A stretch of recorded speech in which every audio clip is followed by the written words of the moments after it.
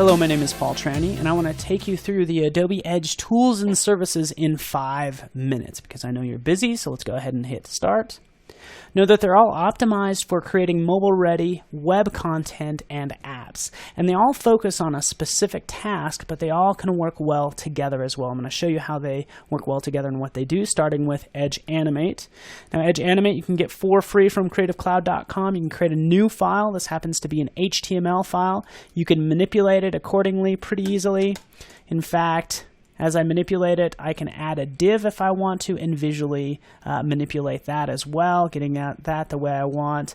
I can add text, as you'd expect, and go beyond system fonts, and I can add a web font. In fact, I can add an Edge web font in this case.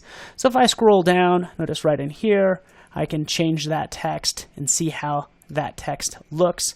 Picking the one I want. I kind of like Arvo.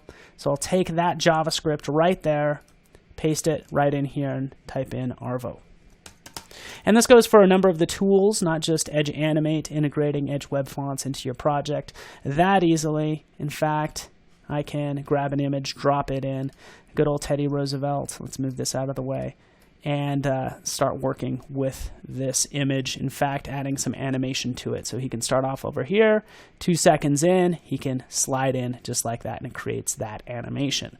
Taking this text or any item, I can add some interactivity to it, some JavaScript. In this case, when you click on the text, I want it to say Teddy. Okay, so I've added some JavaScript to that. Right there, you can see him slide in, click. There's good old Teddy. In fact, going beyond that, you can get more advanced.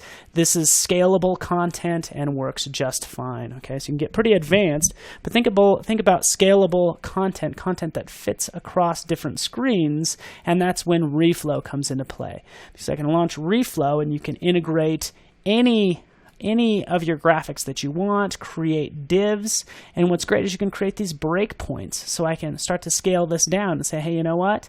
I can add a breakpoint right there, which is a media query, and I can start to change this. So I can say, okay, you know, this big animation, maybe I don't want it to show up. And what I did is I just changed the CSS property.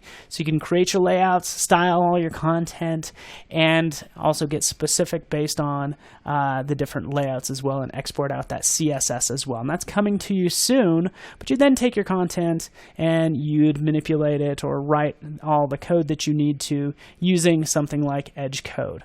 Okay, so here's Edge code. In fact, you can see this, how everything's scalable, looks great, going beyond CSS and HTML and JavaScript, but it's built for that. Okay, so I can do a Command E on this function call, and it opens up that function directly. Okay, so that's a huge thing, being able to do that. In fact, I can do that for icons as well. And you start to get into some further manipulating, being able to manipulate these objects based on the CSS. And this is extensible.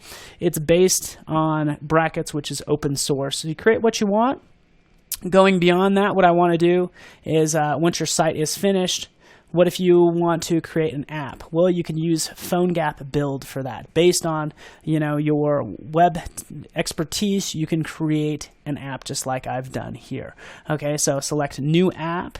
You can upload a zip file or go from a Git repo, but basically upload your content and make an app for these many platforms. In fact, if I take a look at my mobile device, I can come in here and I can take a picture of that right there. Let's take a look. This code right here, and take a snapshot of it to install that on my device. So I'm taking a snapshot of that QR code, and it's starting to download it. Okay, so you want to open it? Yes, and it will install that for you. Okay, let's go beyond that. It's going to install. Sure, that's great. I want to get into Edge Inspect since I only have 40 seconds left, and what Edge Inspect allows me to do is actually inspect my content so I can have my History Maker's website right here and look.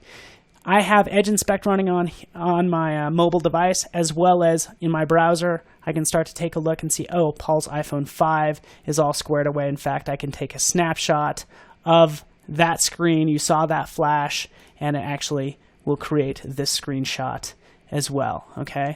So that's how that's done. Know that you can also inspect items, but I only have 3 seconds, but beyond that you can inspect items as well, and that means